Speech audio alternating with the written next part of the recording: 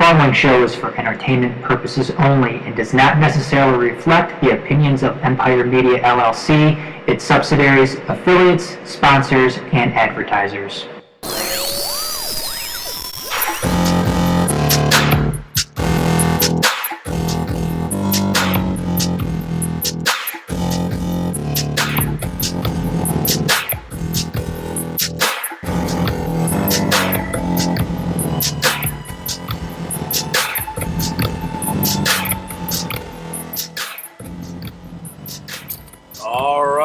Welcome, ladies and gentlemen, to Motor City Uncut, episode 140, as we continue to tinker around with our format here. I didn't realize we were playing double, same track through the speakers at the same time. Our mistake there. Figuring it out as we go. Episode 140, presented by presented by the Major Sports Network Detroit. I'm your host, Dorf, joined each and every week by Major Sports Network founder Adam Hernandez. Across from me, and on my left, Shawn Bell. Back at it again. Once again, we're all here. And it's hot as fucking hell in this state. Jeez. Anyway. Yes, it's hot. Yeah, it's hot. Come on, guys, talk. Give me something. You were doing your intro. I was doing some research, all right? If you didn't notice, I was rumbling, bumbling, stumbling quite a bit there. You were? No help, yeah. Oh, sorry. Yeah. There's no help, not paying attention. Well, get used to it. He makes fun of me for watching TV in the middle of when he's talking. Well, I'm actually trying to run shit here. Yeah, so. and I'm trying to do research for the show while you're doing the intro. So yeah, he's not only audio mixing now, he's also video mixing at the same time. Yes. As we are broadcasting live. Where are we at? Oh, we're at Facebook, Periscope.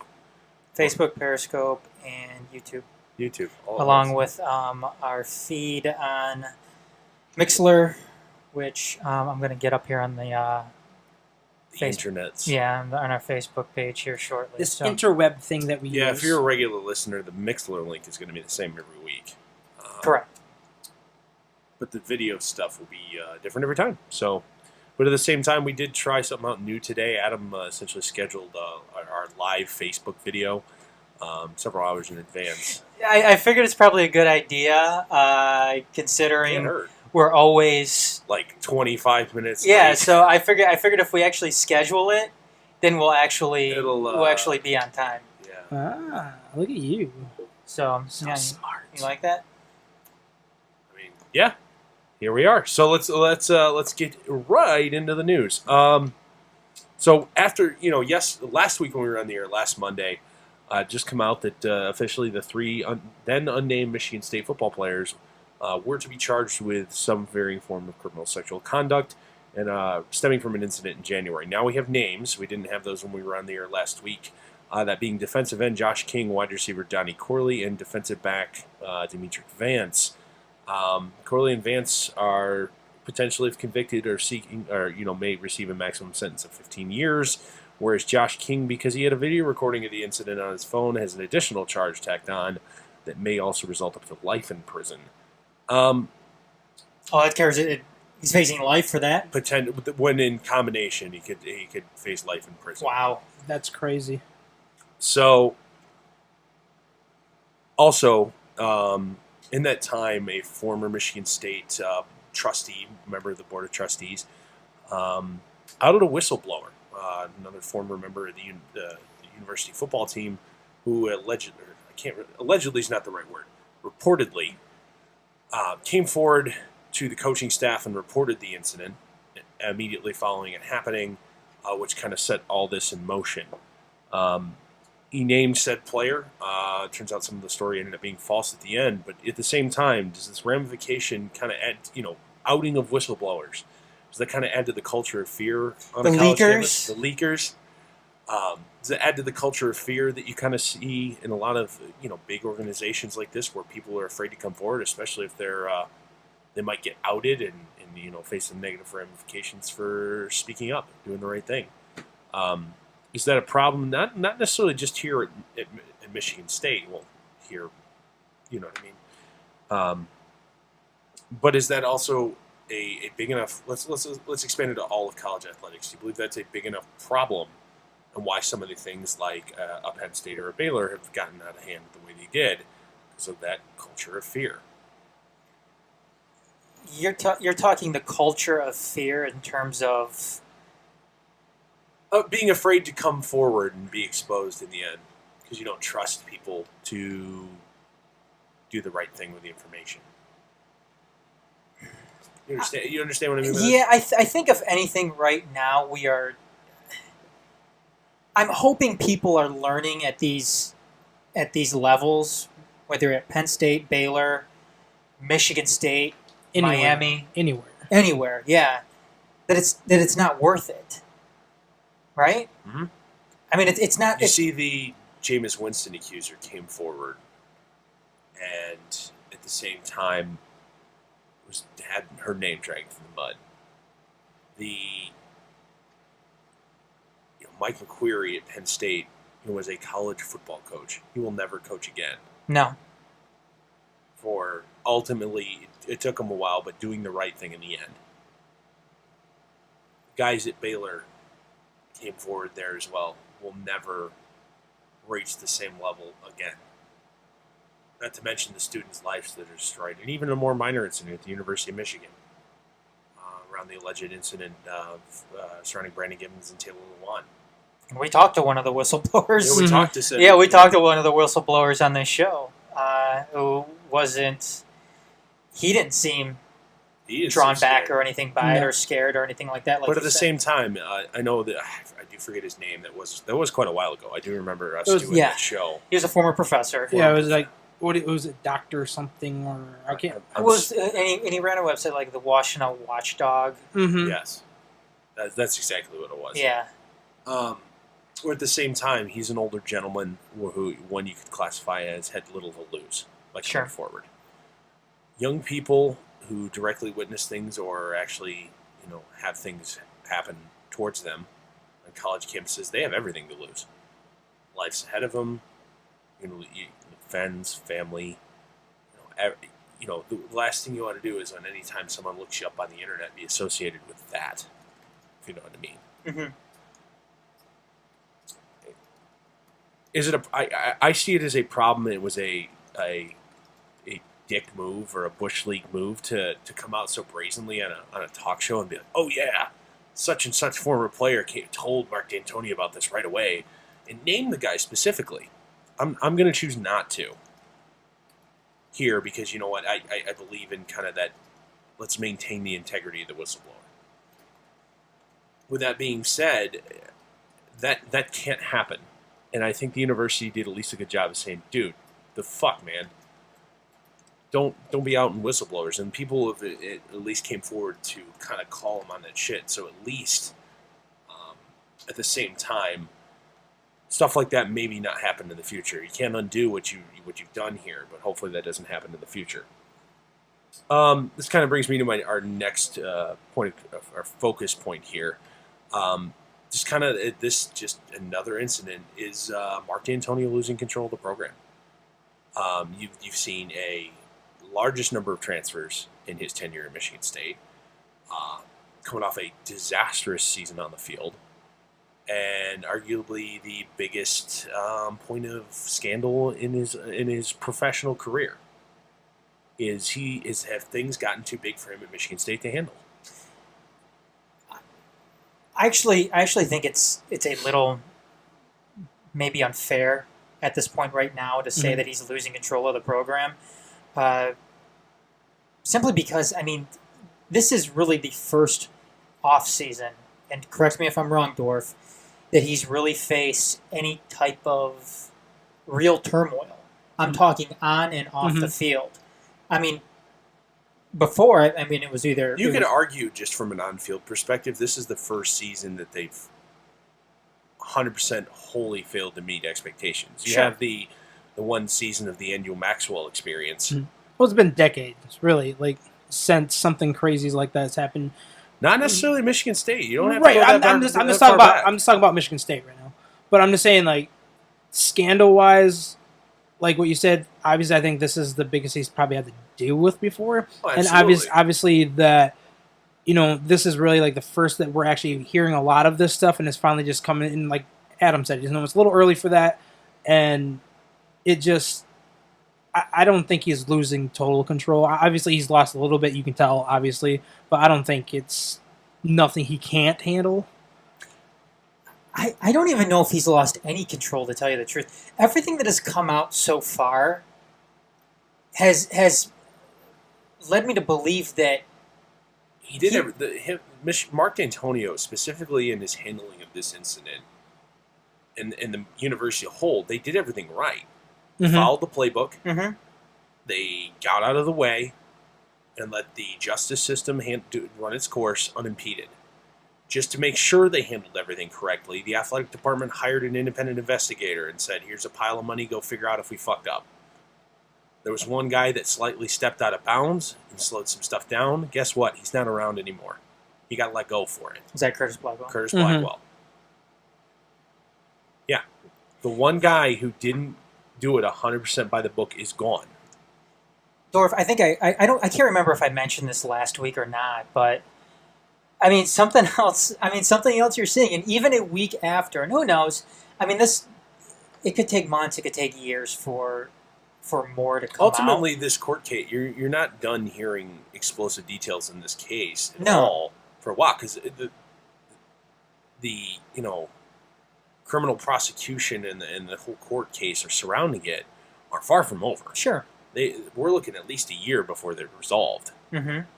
I mean, a year if it's generous. Yeah. And it's already been, 5 months? 6 months? Well, it happened in January, Yeah, just under 5. Yeah. Let's just call it 5. 5 for round numbers. It's already been 5 months, and we're only gotten to here. This is far from over. It is far from over, Mm-hmm. but something that, and I don't want it to sound like I'm defending Michigan State as a whole for what originally happened here, but I know that, and Dorf, forgive me if I'm jumping ahead here, but I know, Mike Valena, you're telling me about something that he ran on his show about media being disappointed that there isn't something more with this that they can run with.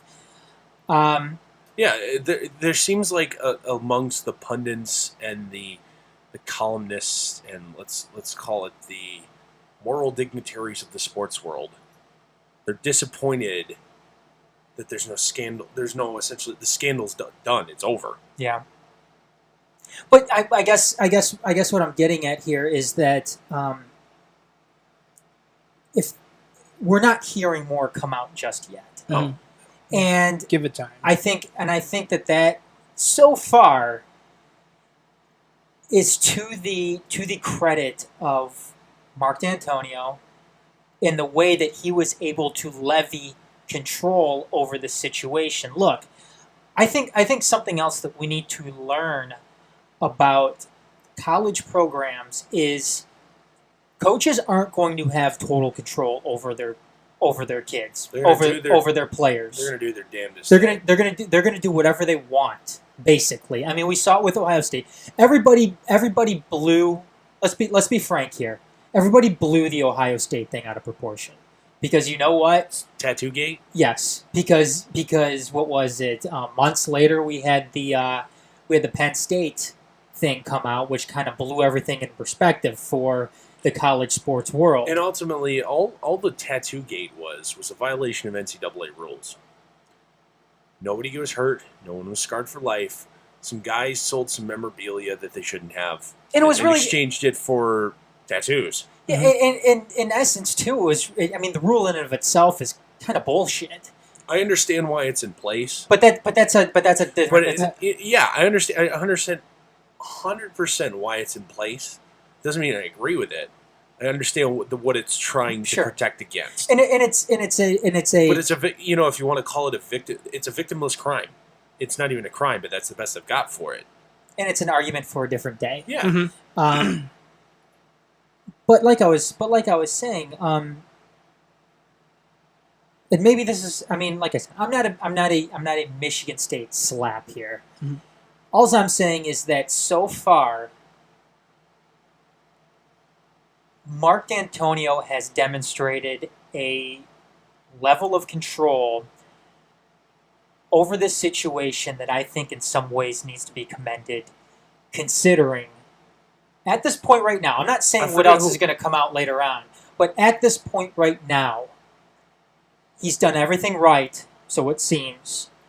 And the USA Today wrote a piece about that, essentially commending Mark Dantonio for being the model of this is how you handle a scandal within your athletic department, your athletic program.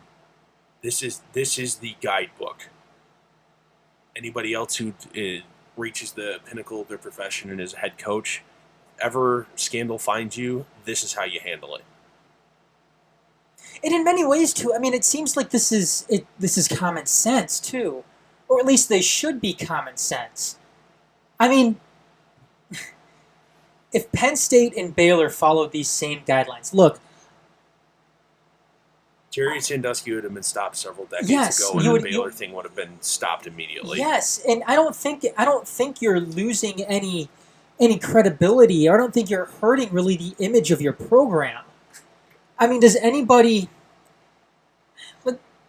look when the season starts, when the Michigan State football season starts, and they go through the year and let's say they have a decent year, is anybody really going to hold what happened against with these three players against Mark Dantonio? Assuming there's nothing more that comes out of it. No.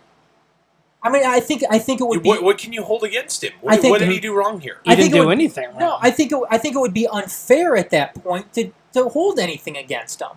The only thing that you could hold against Mark Dantonio is that one kid. I forgot his. He was the one that came into Mark Dantonio's office. He's dismissed now. Yep. For a separate incident. I mean, I think you could hold that against Mark Dantonio, knowing this kid's history in high school, yet you still brought him on the team. That's something that I think you could get on Mark Dantonio. Yeah. The other player, yes, he did have a delayed signing and a delayed arrival at fall camp due to what ended up being pleaded down to a misdemeanor. Reportedly, he was charged with it because the school prank gone wrong. You could argue with that. That's not the same one I'm talking about. I'm pretty sure it is. No, the kid that blew the whistle on. He got busted in high school for basically fondling a classmate. Okay. Which they... I think we are thinking of different things then. Yeah, which they basically threw out because he went to basically pedophile... Not pedophile, but...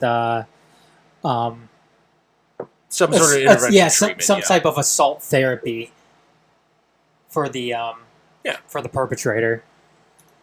Sure. And you know what? You were probably right. If that's a type of person that your institution will tolerate, then you're right. I mean, that's one thing you can hold his feet to the fire for. But I mean, that's what they got. And you know what? At the same time, many people believe in second chances, and you know what? He got his second chance, fucked up again, and now he's gone. Mm-hmm.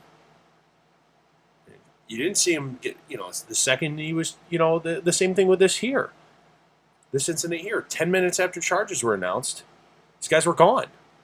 Mm-hmm. Less than 10 minutes after charges are publicly announced, there's a press release announcing these guys' dismissal.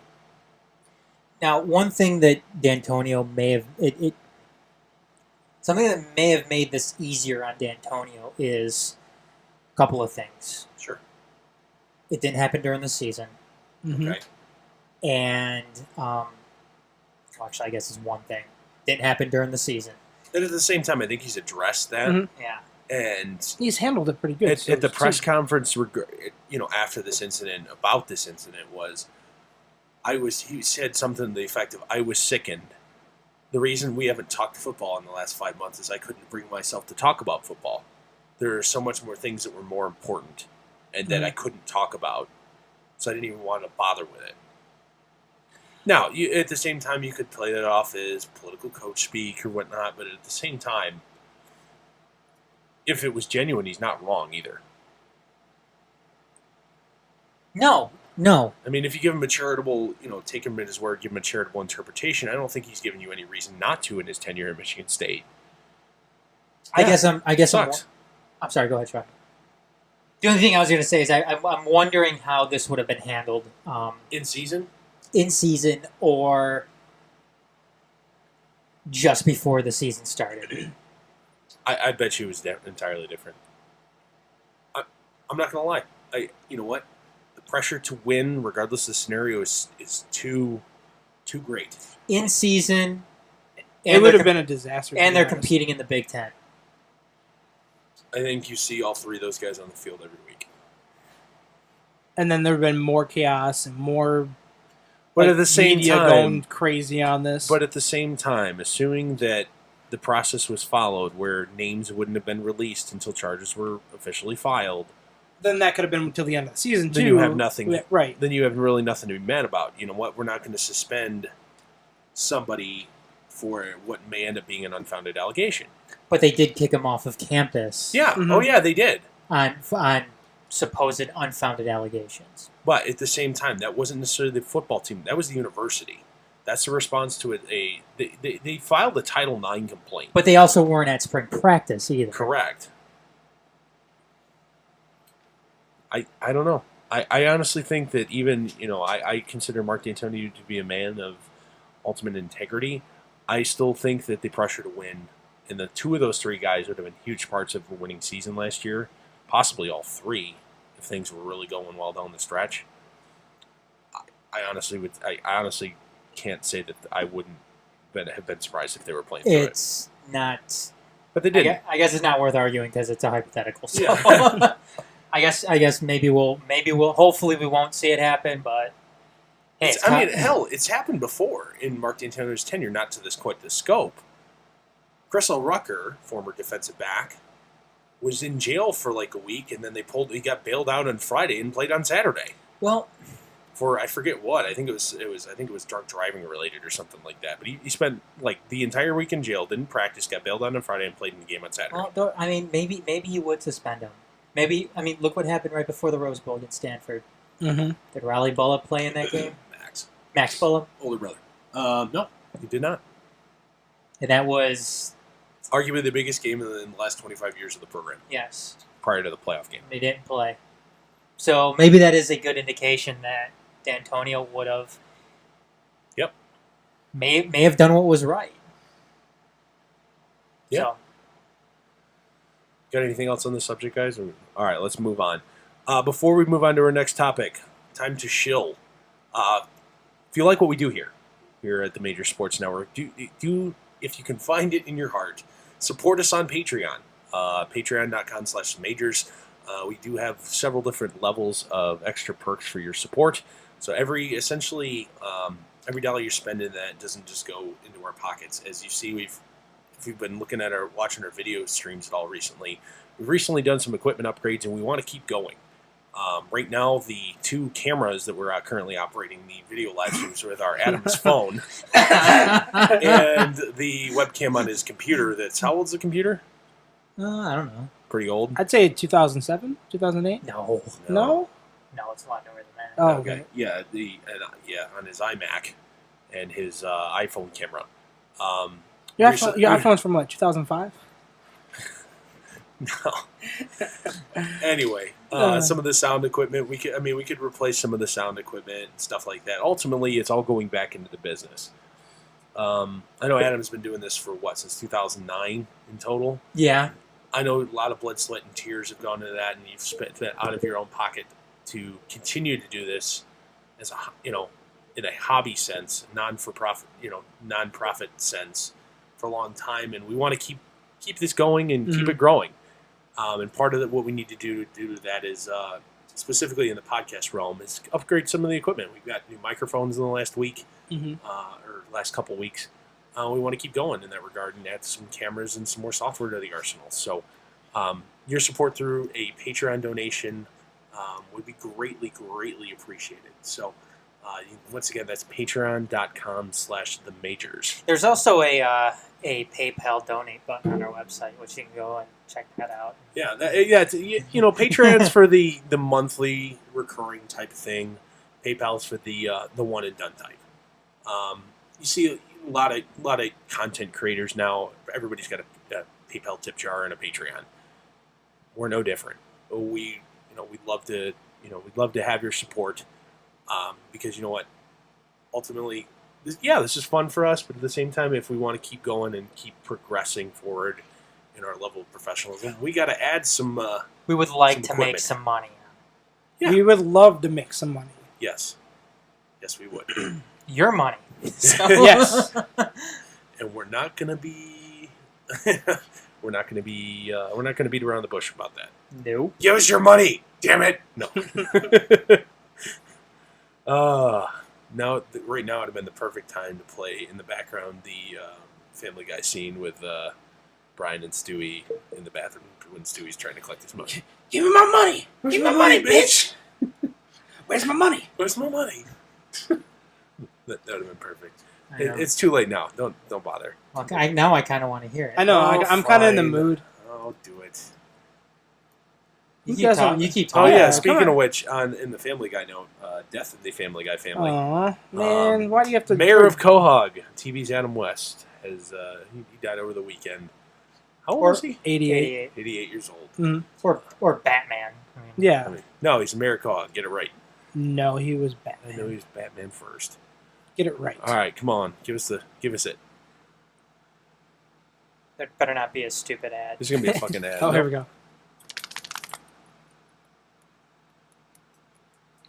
Stewie. Hey. Hey there. So, it's been 24 hours. Got my money? Oh, you know what? Just give me till next Friday. I'll have it for you. Oh, that's funny. I could have sworn I said have it today. Yeah, I don't have it. Sorry. Oh, well, all right then. That's good, OJ. Yeah, that hurt? That hurt? What the hell? Yeah, it feels so good, does it? No, huh? Yeah, that's what happens, man. Oh my God! Yeah, that's what happens. Where's my money? You gonna give me my money? Where's my money, man? Where's the money? Yeah, you like that? That feel good? That feel good? We promise not to do this to you. Where's the money, man? I was just about to ask him, like, who's Stewie out of the three of us? You got till 5 o'clock. You hear me? You got till 5 o'clock. You freaking psychopath! Clean yourself up. We promise we won't do that to you if you choose not to. or do we? Not necessarily. Playing again. There we go. No, yeah. We promise not to do that to you. We swear. All right. What Dorf swears.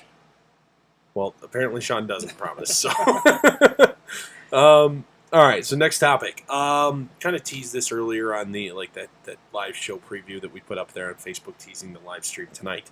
Will the Tigers regret a potential JD Martinez extension if they can even get it done at all? Kind of just did a brief little overview researching the topic for the show. Similar contracts that have been signed in recent years. What kind of would you expect? It's probably going to take something in the neighborhood of 6 years and $140 to $160 million to get it done. It's a lot of moolah for a 35-year-old right fielder who's taken big regressive steps back defensively in the last couple of years. Just on the surface, in a vacuum, this is the only transaction you're to consider. At that price, are you interested in a reunion with beyond the 2017 season with JD Martinez? No. Please explain yourself, Shawn. It kind of goes to like what you just said there too. You know, the 6 years, $140 million. To say that's what if it does be that. He's been so injury prone, and the end of his contract comes up, there's going to be really nobody left. Like, Kins will be gone, Miguel will probably be gone by then, Verlander will be gone by then because he'll be retired probably. Victor I'm definitely going to be remind gone, you, Shawn, that JD is 5 years, those guys junior. He's Right. 5 years younger. Right. That's essentially half a playing career younger. Right. But the thing is, he can't stay healthy. That's what bothers me the most. Obviously, you know, if he stays healthy, yeah, let's do this. You know, he could be part of our future, but I don't see him being part of our future because he can't stay healthy. The future is now with JD Martinez. Right. You're not getting any better. Mm-hmm. He's 29? I can double check that to leave. Well, either way, JD Martinez isn't getting any better for this team. He's not getting any better as a player. He's not getting any better for this team. He's pretty damn good as he is, though. Absolutely. Absolutely. Absolutely. However, 29, he turns 30 in August. Yeah, so that's what I'm saying. He's the beginning. He's starting to hit the backside of his career. So, and most players usually start declining, but in my mind, he's kind of progressing up when he stays healthy, but the injuries is what's going to help him or even hurt him the most by starting to decline. The thing is JD Martinez isn't going to get any better than what he is right now. JD Martinez is JD Martinez. What he is right now is a 1.1 OPS. Yes, and you know what is, in a way, is that a little video game-ish? Are those okay? But even if you put him back to his norm over the last 3 years of his Detroit Tigers tenure, he's still a 900 OPS. But is he? What are his numbers going to be next year? And what are his numbers going to be? Realistically, if you look at like the general arc of an average athletic career, you'll probably be able to get peak level. This is his peak. Mm-hmm. You'll get peak level performance until he's about 32.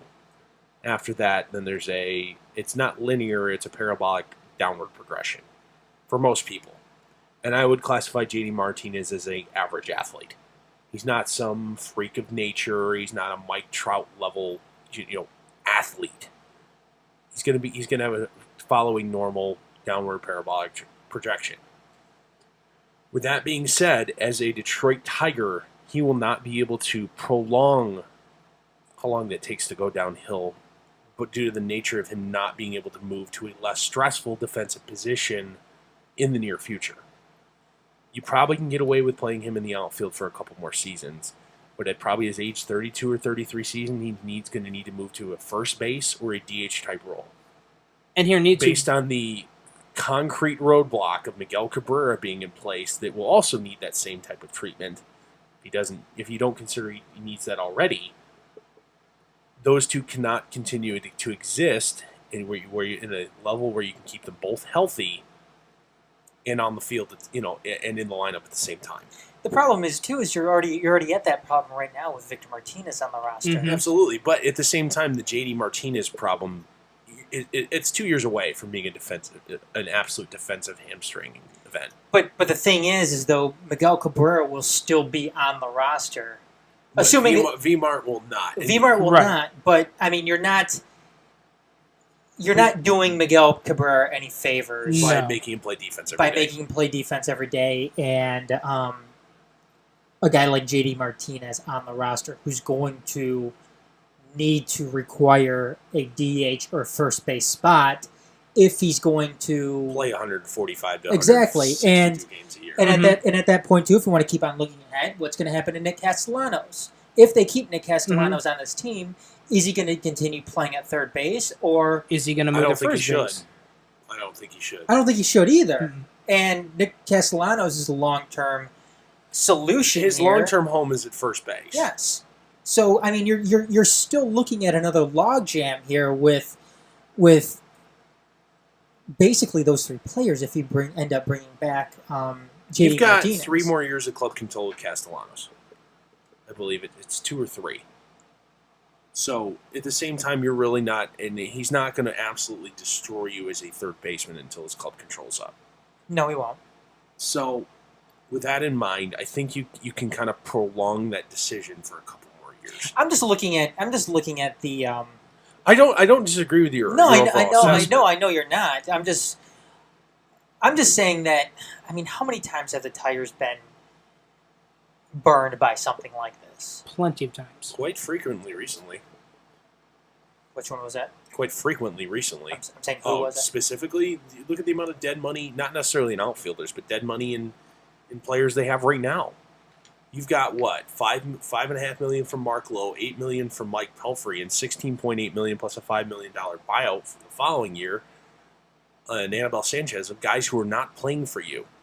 Plus, then you have the chronic underperformers of Jordan Zimmerman and Victor. Well, Victor Martinez has been a lot better of late, but you know what? As a DH, no defense, DH only player, he's still not a $16 million productive player. Absolutely not. Like he's being paid.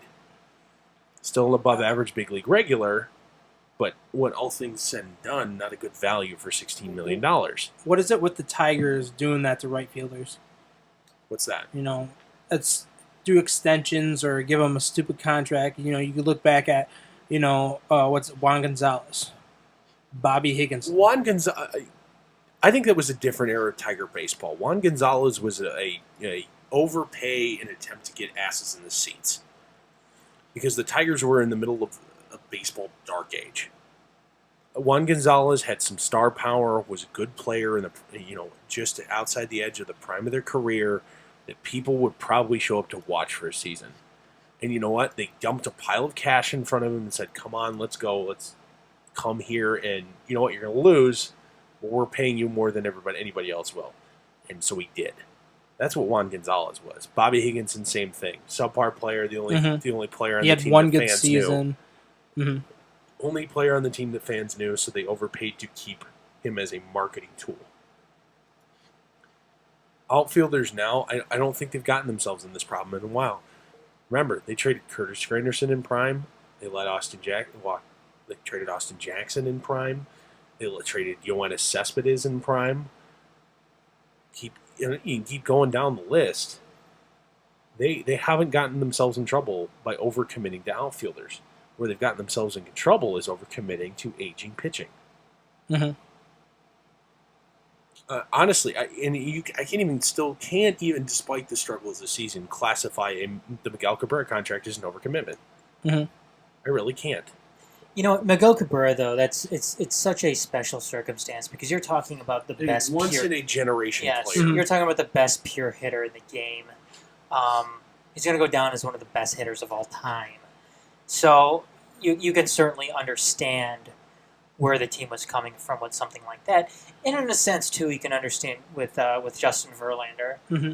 I mean, he signed his contract Justin Verlander still, his contract, despite the 2 years before it was up, has not proven to be a bad contract. No, it hasn't.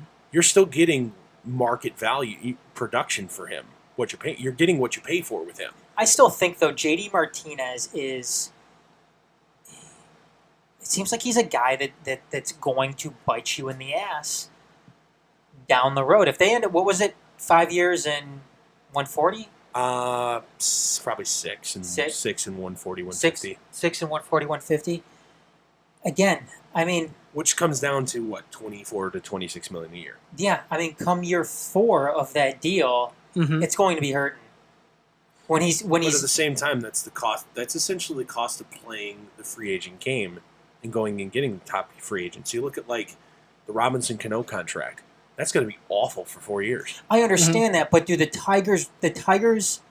Look, if you're a team that doesn't have a bunch of dead money on hand, it's going to hurt. Yes, go ahead and do it. But if you're the Tigers, who already have, like you said, Dorf, who already have a shit ton of dead money on the books right now, can you really afford to roll the dice on a guy like JD Martinez, who isn't going to be playing the outfield for you in a couple of years, probably, who isn't going to be getting any better for you at the plate? I don't know if it's worth that risk, or even if that risk is in the cards, because they've already. And I don't disagree with you. I know you don't. Honestly, I think JD Martinez is best served in the progression of his own career and in the best long-term interest of the Detroit Tigers to be traded at the deadline, whether they're still going for the playoffs or not. I think it's in the best interest of the club to part ways with him. Because you look at the report that was published by Anthony Fennick today.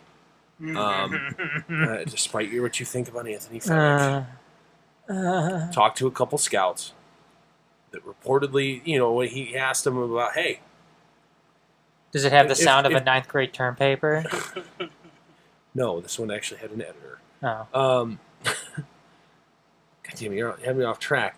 Based on what he spoke to these couple of scouts, based on the reported return, that what you can get for JD Martinez, especially because you're not going to get him back next year, and you're not a true contender this year, it's worth moving him. One NL scout said, absolutely, I'll give up my, 1A type prospect, so a top 100 type player, and maybe another guy. And an AL scout said, absolutely, I'll give up my number 2 and number 4 guy. I wouldn't hesitate to part ways with my number 2 and number 4 guy. Quote, I would happily give away our number 2 and number 4 prospect. You have to do it. That's a good haul. Yeah. For an expiring contract, that's a damn good haul. You have to do it. It was kind of almost like the same situation in Cespedes when we got Fulmer. Yeah, you got Michael Fulmer. Who else came along with him? I thought Charlie Laborde. Yeah. Who's a blooming relief ace. Is a 22-year-old in Double-A. and a guy you flip for Shane Green. Mm-hmm. I'll take that. Yeah, you got a great return. Mm-hmm. And at the time, I believe Fulmer was like the number 2 or 3 prospect in the Mets system. Something like that. Laporte was like 12th, and Luis Sessa, the other guy they got, was like 17th. And guess what? JD Martinez is a better player. We have a comment regarding this. Brandon McKinney. The time is now to trade JD. Unfortunately, they cannot put another big contract on the books, and his stock has never been higher. Yeah, absolutely. Even for a 2-month rental, any low market team can probably find $4 million to add a bat of his caliber at the deadline. Yep. Let somebody else make the mistake of signing JD Martinez. Mm-hmm. Yeah. To a long term. Let's move on. To a 5-year deal. Let him do it. And at the same time, outfield prospects are about the one thing you have in your system that's close to Major League ready. Yeah. Corner outfield prospects. And guess what? They're all left-handed. Hallelujah. I mean, yeah. Some lineup balance. I mean, Christian Stewart's probably going to be a late season call-up. Well, he will be a late season call-up. Better be a late season call-up. Who knows? Maybe he will. Maybe he'll be up before then. Let's check in on him real quick. He is currently in Double-A Erie. Okay. Current stat line for Erie: 266, 363, 566, good for a 918 slugging percentage, 15 dingers, 41 RBIs, 31 walks, 64 strikeouts, and 207 at bats. Okay. So he's hitting exactly his the same career as his minor league average. He's had a higher slugging percentage this season, and his on base is marginally down.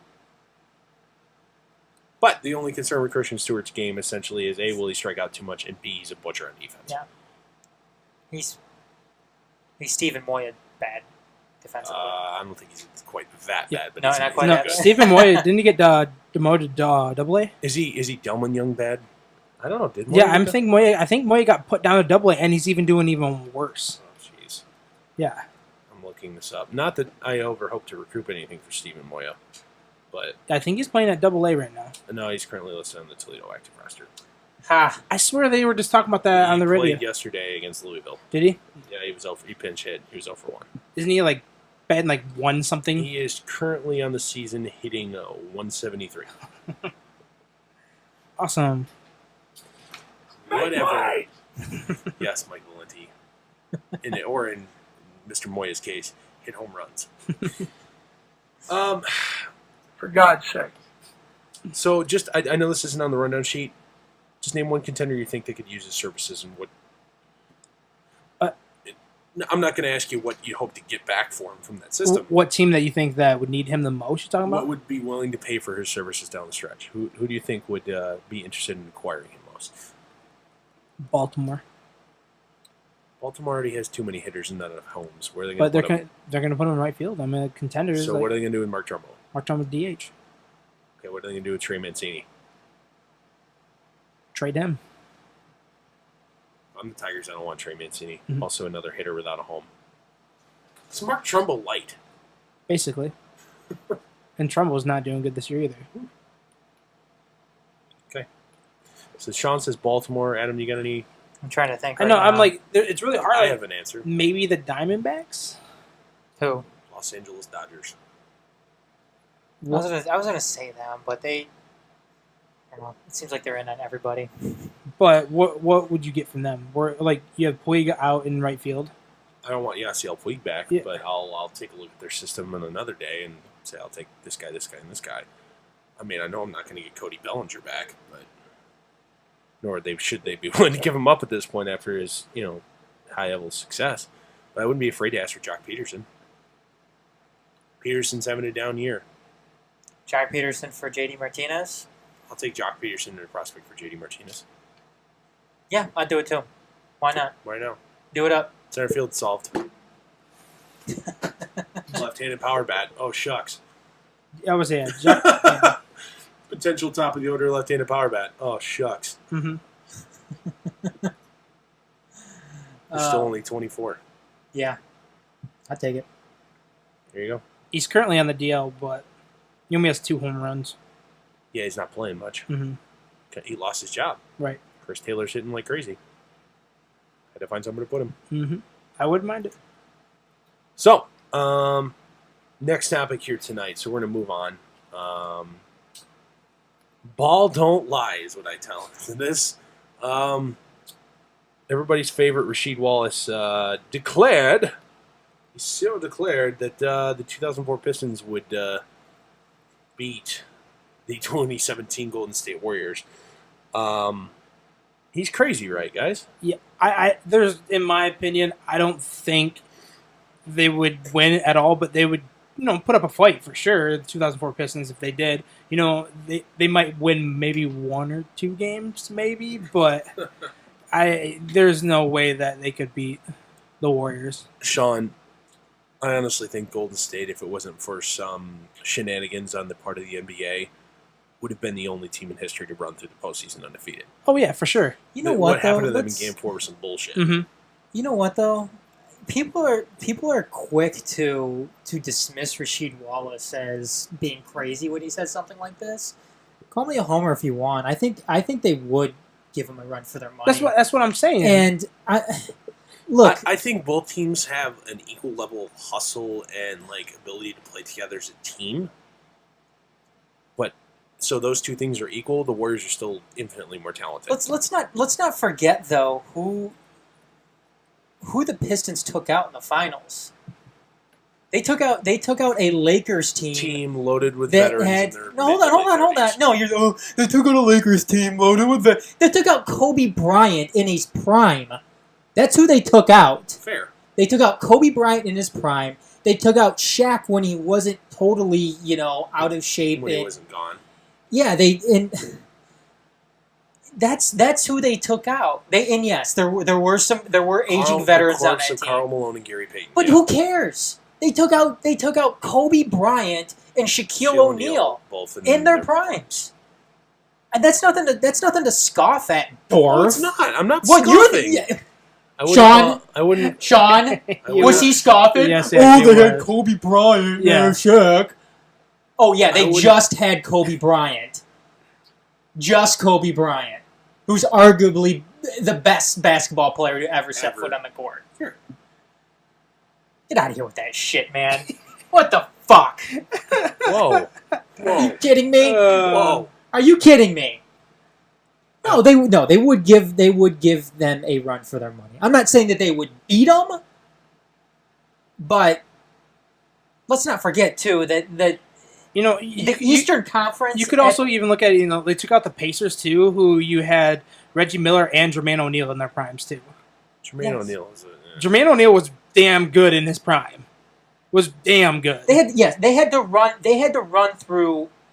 Who else did they run through that year? Milwaukee and the Jets. New Jersey. Yeah, and New Jersey wasn't. Mm-hmm. Was that when New Jersey had Vince Carter? That's what I'm going to look up. Vince Carter and Jason Kidd, yeah. Yeah, and said Vince Carter, Jason Kidd. They ran through that team. They went through the Pacers, and then they went through the Bucks. Yeah. Yeah, Jason Kidd, Kerry Kittles, Kenyon Martin when he was good, Alonzo Mourning in his kind of end of his career. Yeah, Alonzo Mourning's a corpse at that point. They did not have Vince Carter. Where's Vince Carter? Was he still in Toronto? I think he was still in Toronto then. Yeah, he must have been in Toronto. Yeah, I'm pretty sure he was still in Toronto. They had Jason Collins in his early years. That was halfway decent there. That was a good team. And Richard Jefferson, too. Yeah. I just don't... Sorry. I'm still going to maintain that I don't think that's going to happen. Moving on, last topic of the night. How will the Lions get over the loss of offensive tackle Taylor Decker? Had surgery to repair a torn labrum. The official timeline given for recovery is 4 to 6 months. I did talk to my brother, a practicing athletic trainer at a large state institution, and he said if the Lions were smart, he would not play in the 2017 season. It would be in the best interest of both Decker and the Lions long term for him to not see a single snap this year.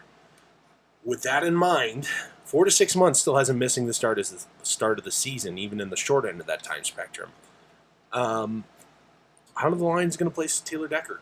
doesn't seem like they're satisfied with the options internally. Are they destined to make a trade before the season begins? Or, I mean, because free agency's done at this point. Yeah, possibly. I would. And there doesn't seem to be, outside of maybe a Brandon Albert, might be a cap casualty, or, a not giving a fuck casualty in Jacksonville. There's really nobody left who has a starting caliber left tackle pedigree that may be available. They got to see where they are. I mean, as far as him being shut down for the season, they got to see where they are in the standings. Mm-hmm. I mean, because if they're out of it, and he's in its worst case scenario, early December, season's almost over. You have 3 weeks after that. Yeah. Well, at the same time, I'm assuming he's going to be put on the PUP list regardless, which means he can return to practice week 6, and I don't think he can start playing until week 8. Okay. When they then have to make a decision to activate or IR. Mm-hmm. With that in mind, are you comfortable with the guys in house to get through the first 8 weeks of the season? To be honest, I think they're gonna have to try to. I'm like, you can't really go out and sign somebody. Because obviously, if you're going to try to get somebody who's going to replace Decker and be as good as him, you're going to have to give him a decent amount of contract. So and I think that's there kind isn't of... anybody left. They all have teams already. The one guy that played a little bit of left tackle, there's 2 guys still on the market that started some games in the NFL at left tackle last year. Both of them have their problems. Cyrus Kwanjo, formerly the Bills, was saw him butt-ass naked asking the cops to shoot him in the middle of a fucking field in Buffalo earlier this offseason. Was brought in by the team for a visit earlier in the week and left without a deal. The other is King Dunlap, was the starting left tackle for the San Diego Chargers last year, is hurt. I think that...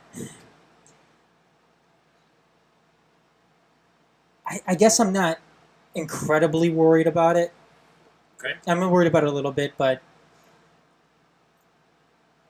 this Lions team has done a lot, and it sucks on this same token alone that they've... He was your best offensive lineman They've done all this work, and all of a sudden, they... You're back to having a weak point up front.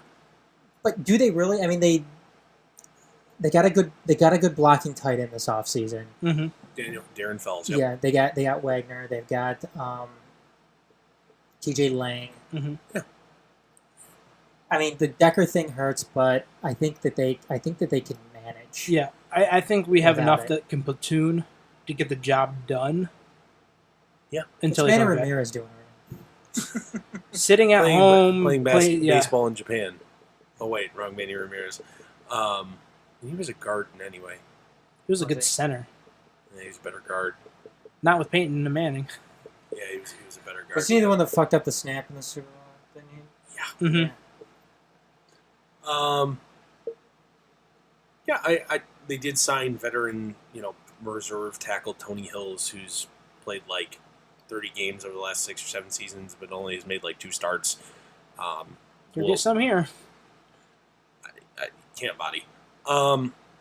Honestly, out of the internal option, that being Cornelius Lucas, Joe Dahl, and what's the other guy? Corey Robinson. I honestly think the upside in athleticism of Joe Dahl kind of gives him the edge on that. Whether or not he has the strength to hold down the position is to be determined. So, all right. Last but not least, Tigers are cut room floor time. Tigers MLB draft starts tonight. They pick 18th. I don't think they picked yet. Let me make sure they're on the 6th pick right now. Okay, so they're still right. They still got a ways to go. But they're an hour away. Right. From because the MLB has decided to turn into the draft spectacle that the NFL is and do their first round over 4 hours live on TV. Whereas then they do 20 some odd rounds tomorrow and then another 20. They only do rounds. 3 today, and then they do 3 today yep. and rounds 4 through 20 tomorrow and then 20 through 40 the day after. Not that anybody beyond round 20 ever sees a big leagues, but right. Because that's when the drafting, members of the organization's grandchildren and college football players who used to be baseball players. So, all right, without further ado, that is going to wrap up episode 140 of Motor City Uncut, presented on the Major Sports Network Detroit. Join us each and every Monday, although that may change here shortly. live on the air at 7 p.m. Eastern, or follow us on our website, getting it on repeat at detroit.themajors.net. So for Adam, Shawn, Dorf, we'll see you guys next time. And don't forget to give us your money. Give us your money on Patreon or PayPal. Patreon.com/majors. See you, everybody.